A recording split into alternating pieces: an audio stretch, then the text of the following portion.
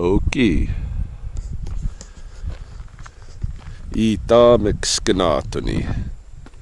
Good morning. It is somewhere around 10:30 in the AM on Tuesday, the 25th of April, 2023, in the last winter lunar cycle, Matsi Kapaseki Sam, the frog moon, when the frogs are singing, mating, and the reptiles are coming out and such. All of my herpy friends, like herpetological friends, all my herpy friends have seen their first rattlesnakes and such of the season. I have not. And so this morning I had time and I figured I'd come out here to the river confluence. Remember that? Remember we were going to put, I was going to start doing Blackfoot phrases with every video? Where they come together. Any case, there are rattlesnakes here. So I plan to see me a couple of them this morning, show you, and I might visit these fossil beds I know over here, just because I've been interested in doing that for, I don't know, last little bit. I've been thinking about visiting them again, so might head over there, see if there's anything new erupting from the Badlands, and yeah, give you a little update on things that are new and happening and to come. So yeah, let's go see if there's any snakes awake this morning.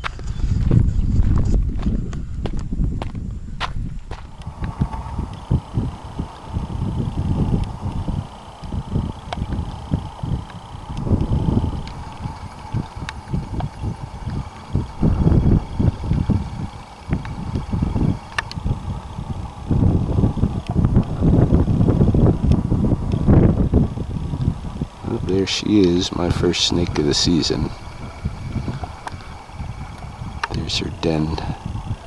Don't see any others right immediately, but there's probably some close by. I'm gonna stay quiet and look around for them.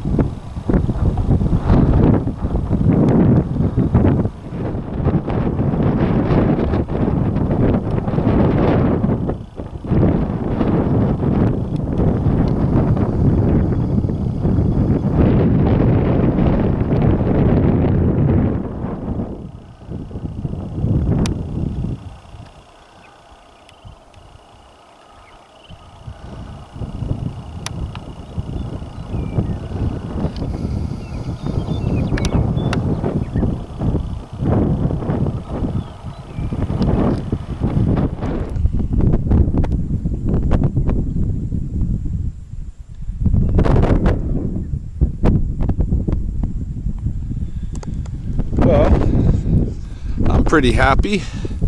First couple of snakes of the season, and moss phlox in bloom to boot. Wouldn't be surprised to find some yellow violets starting to come out here. There's usually lots of them in this coulee in particular. The badland areas that I want to look at are just down here. Years back, I found a fossil turtle shell, big, ocean turtle shell from the inland sea or whatever. When Britt and I went to visit Drumheller on Valentine's, one of the things that we noticed about in the exhibits was that they have all these different epochs and eras and stuff, and in almost all of them, once there's vertebrate life at all, there's turtles. Okay, so turtles have been around a long time, and I know I'll be able to find some little fossil fragments down here of turtle, but I wish I could find something like I did that one time when it was just a whole shell coming out. We'll see. see what's going on down there today.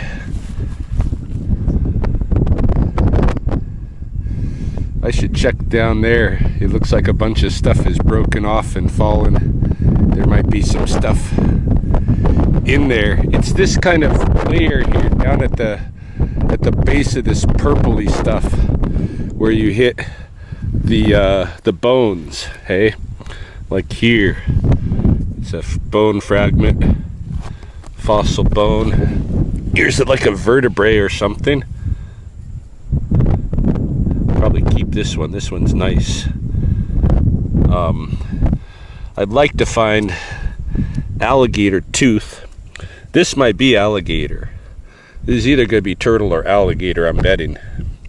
But I'd like to find alligator tooth one of these days out here, or even a skull, hey?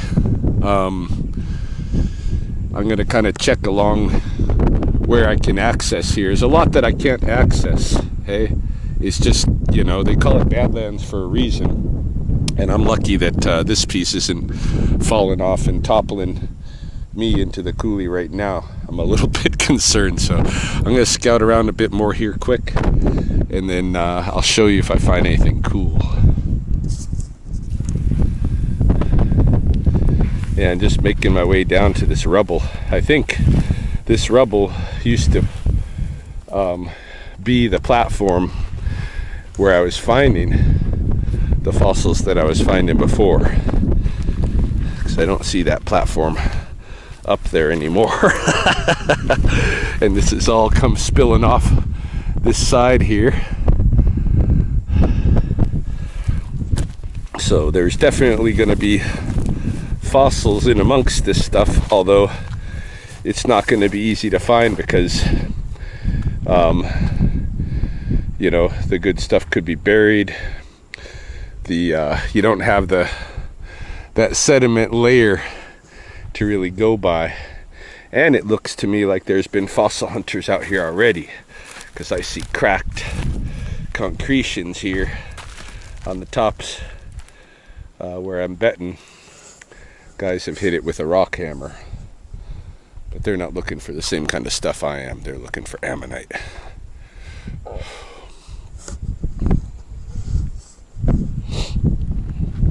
Well, we'll look.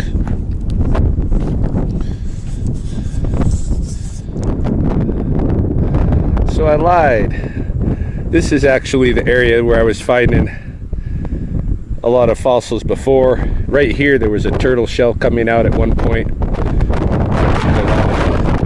Pieces of that I could find back when I lived in Riverstone.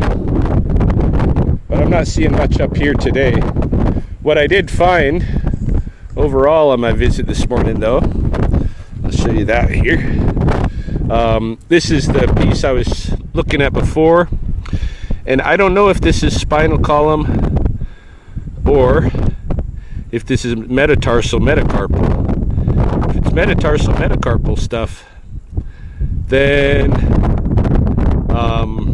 we're looking at a fairly large animal, you know, for this to be a finger bone, right? But I don't know. And you got a section of rib here too, which makes the animal look fairly large. Could, you know, could be dinosaur, but I'm betting it's like alligator. I don't know about turtles. Do turtles have ribs? I should know that. I got some other fragments here that aren't quite as interesting. This is probably more rib or something here. What else? I can just see marrow in this, and little bits here.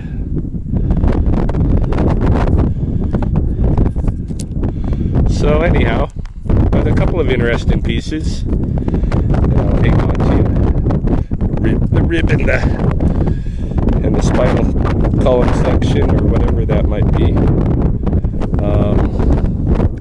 Yeah, so I'm gonna head back to the vehicle, and once there I gotta go visit Tom's. I gotta pick up some money from him at his acreage, but on the way I'll probably give a little update on other things.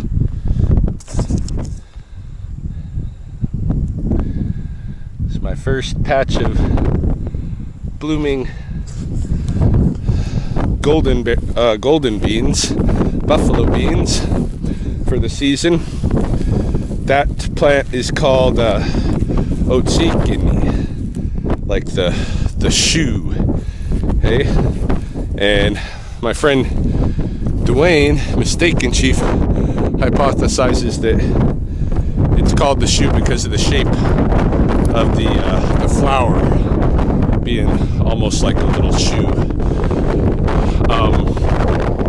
Any case, it was an important flower in the past because when that started blooming, then it was time to hunt buffalo bulls, I believe, and to get buffalo calves, and in particular looking for fancy, like, spotted robe calves, because the kids in the past always got new robes this time of year, and it was like your Air Jordans, you know. If you didn't have your new spotted robe, calf robe, you know, something's amiss with you, you know.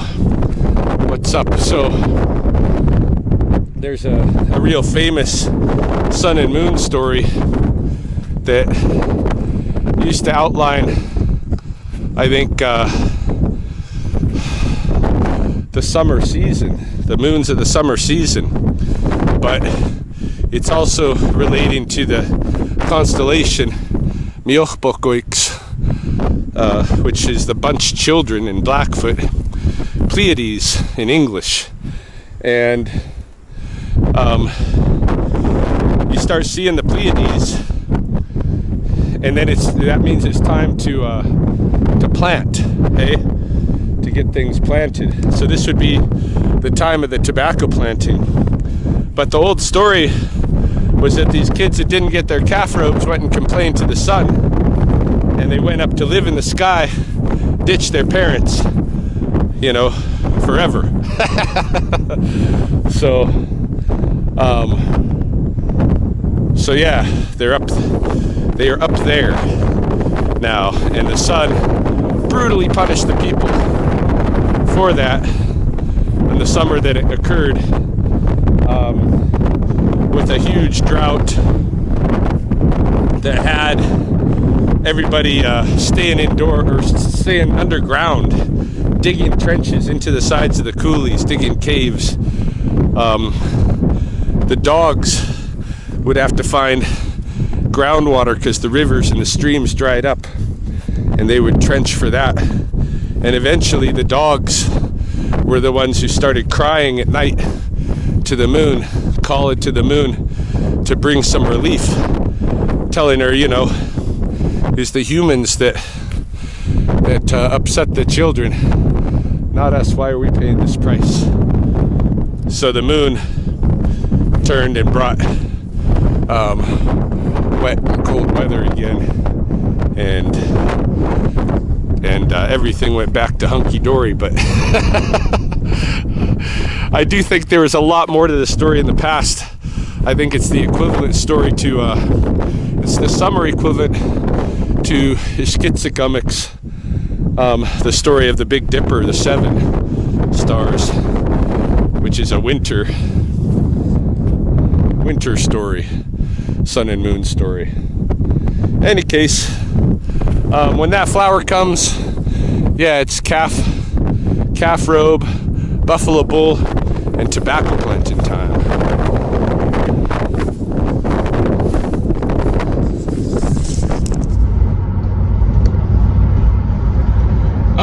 Updates. So, what's going on with the wildlife beyond the rattlesnakes and golden bean and moss phlox?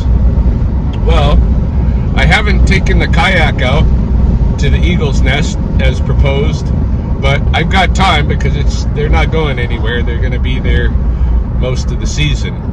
But I do want to get out there and do that. I don't know whether it'll be between now and the time of Sunday, when Britt and I are headed out for a week.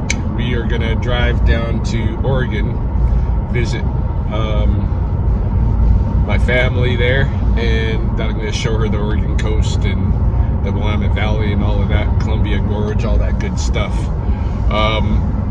So we're gonna leave to do that on Sunday and return the following Saturday. I have a good friend who's coming to stay at my house and watch my animals in the meantime for me, which is nice. We've been kind of playing favors like that back and forth now. But back to the wildlife. Yeah, I haven't revisited the eagles, and I don't know whether I will before I leave for Oregon. It might not be till I get back that I actually carry out that proposition with the kayak. But I have been out looking at wildlife, you know, in general. I've been doing my Sunday morning walking talks and a little bit of other things here and there. So I've seen what's going on. You know, there's more birds starting to come in. I'm seeing every day more robins. I'm seeing yellow-headed blackbirds, red-winged blackbirds. Of course, the meadowlarks you're hearing. The other day, I heard a waxwing, or a couple of waxwings perhaps, and it reminded me, oh yeah, where have the waxwings been? Because you know, it used to be I would see big flocks of waxwings around in the winter, and that would be the Bohemian, and then in the summer we get the cedar waxwings. And so, you know, and then I'd find waxwing nests kind of during Saskatoon season and all that kind of stuff. So I wonder where they've been, because I haven't noticed a lot of waxwings the last little while. That's possibly because of the fire that occurred at Spobekimi, because that's, you know, where I spend most of my time, if not the Wilderness Park. Wilderness Park doesn't have a ton of resources for waxwings. They like to eat berries, and they like, well, the Wilderness Park does have currants and stuff. They're into that, so I don't know. I've just never noticed waxwings there.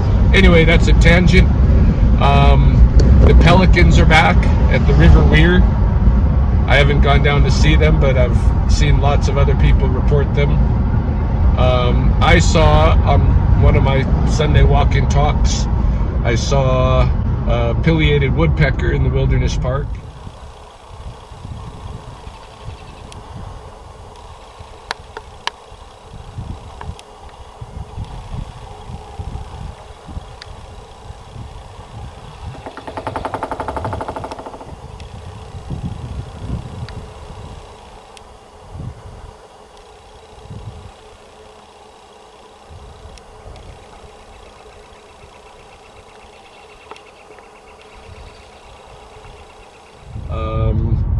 Also came across a sharp-shinned hawk, and I've been, you know, I'm trying to get to know, like, there are sharp-shinned hawks here, and I confuse them a lot of times with merlins. And this particular day, it was another situation where I saw its flight and assumed it was a falcon, and then seeing its colorations and stuff right away, my mind was saying merlin, until I really looked at my photographs and stuff later, and like zoomed in, and I was like, oh no, that's no falcon. Another tangent.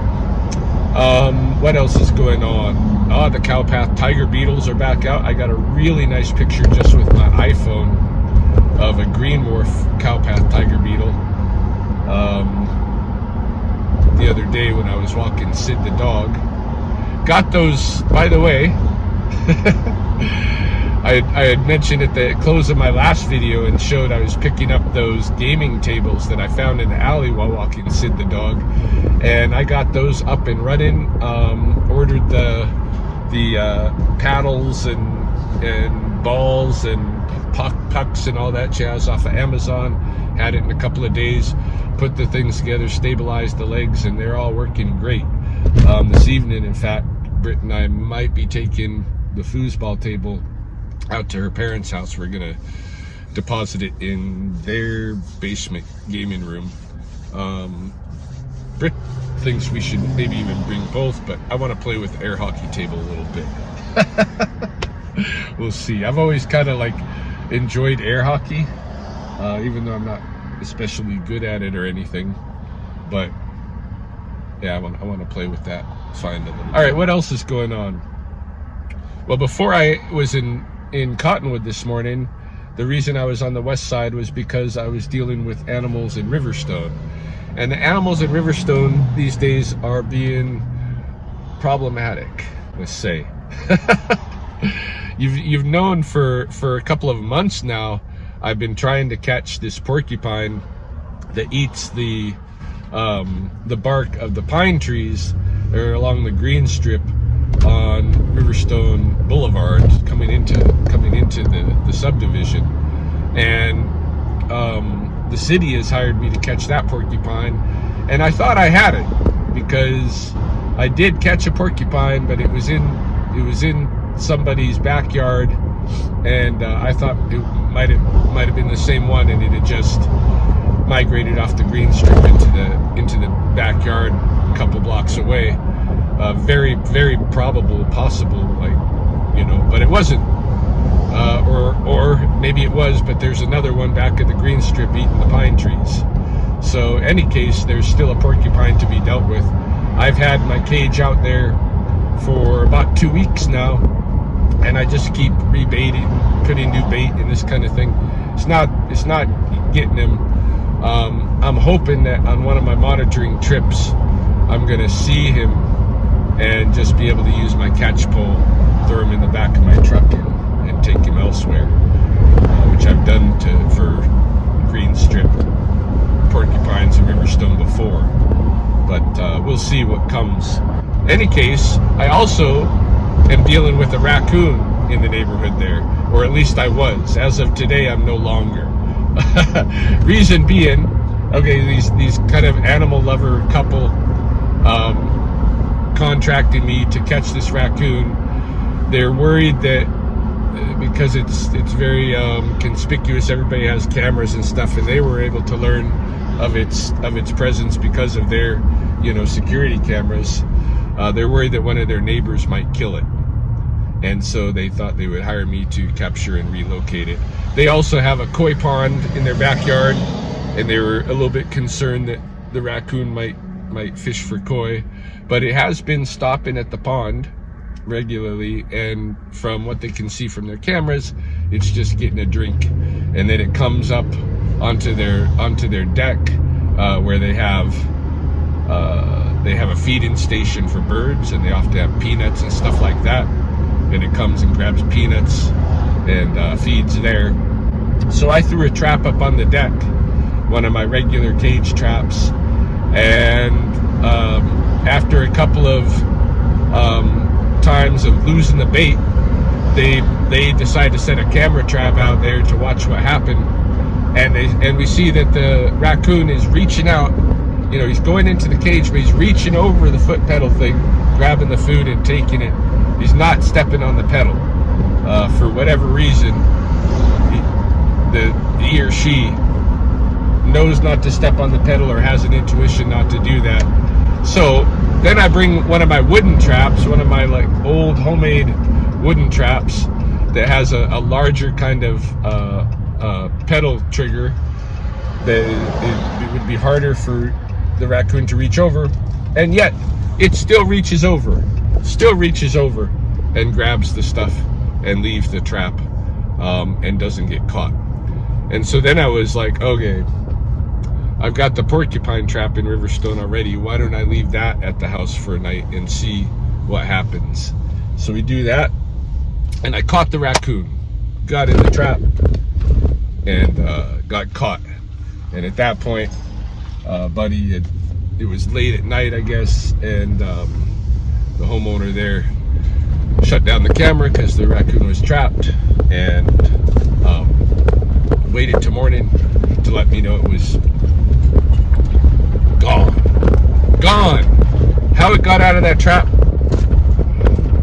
I got no idea, because in order to get out of that trap, there's 2 rings, one on either side of the door, that you have to lift up You have to hold those rings up and simultaneously lift the door. You almost have to have 3 arms, you know, to do this. It's not an easy setup, even for a human to perform. And yet, somehow, this raccoon must have, well, I can't say must, because there's one other option. There is a little door on the back of the cage. It's used to put the bait in the back. And the hole for that door is about like, let's say about like this. So there is a possibility that raccoon got out that hole.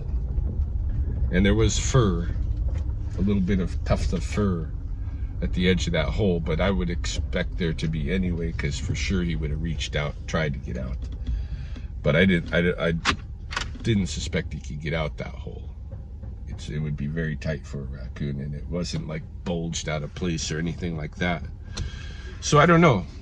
But after last night, then the client said, hey, I think this raccoon has earned his right to stay. I don't think it's going to get trapped by anybody. And I think he's right. And they don't have a particular, problem with the raccoon. He's not doing any harm. So this raccoon earned his right to continue living in Riverstone, while I made 4 trips out there trying to set up and trap him, and all of it was failure. So those Riverstone animals these days, they're giving me a run for my money. Anyway, I'm pulled in at Tom's. I'm gonna grab my payment from him. I did a little job for him out here. Put some concrete flooring around his water well. Any case.